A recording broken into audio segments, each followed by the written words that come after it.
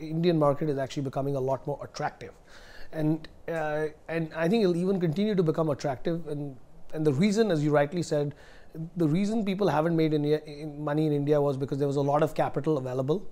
I think in the last 2 years, fundraising has become tougher.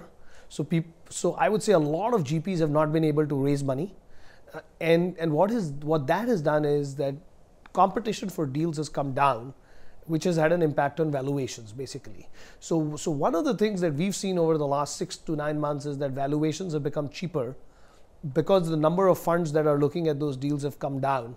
And I think if you see, a lot of that will continue over the course of the next 12 to 24 months. So the strategy is exactly the same. We are focused on growth capital investing. We do, as you know, both private deals and pipes. So we've been investing that over the last 15 years. We look at companies between where we can put in an equity check of anywhere between 20 million to 60 million. And companies, we own anywhere between 10 to 20% of these companies.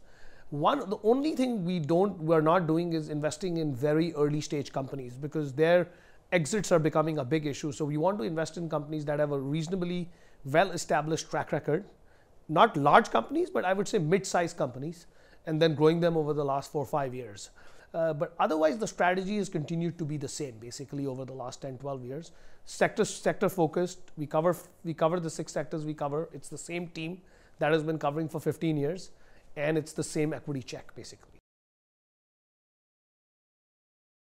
So I would say IT services and pharmaceuticals are 2 of our most attractive sectors. We also like financial services and consumer. The sectors we are wary of right now are manufacturing and infrastructure, because of, I think, issues with the government, issues of a lot of leverage. So I would say pharmaceuticals, IT services, consumer, and financials are the 4 sectors, and IT services and pharmaceuticals being the 2 most attractive.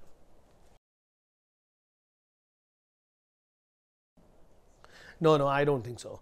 I think India still continues to be growth capital. The reason people haven't made money is because they paid way too much for these assets. So they paid a very high price for growth. I think if you look at our track record, we've returned close to $3 billion or $2.8 billion across our history. So I think the focus of India will continue to be growth capital investing basically. Distressed and minority will be a very small percentage of the deal flow.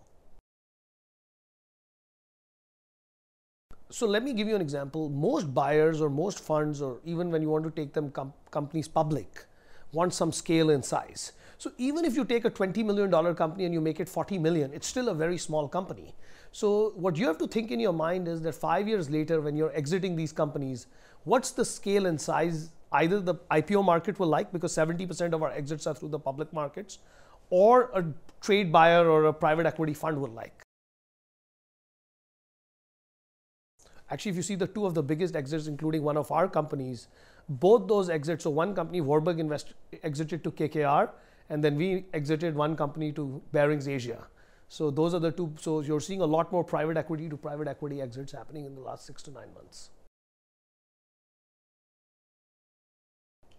Actually, it's not that different. Sometimes it's the same, but sometimes IPO is a much longer process, and it can take up to 18 months. And if you find a good buyer from the private equity community, then you can do that process a lot quicker basically.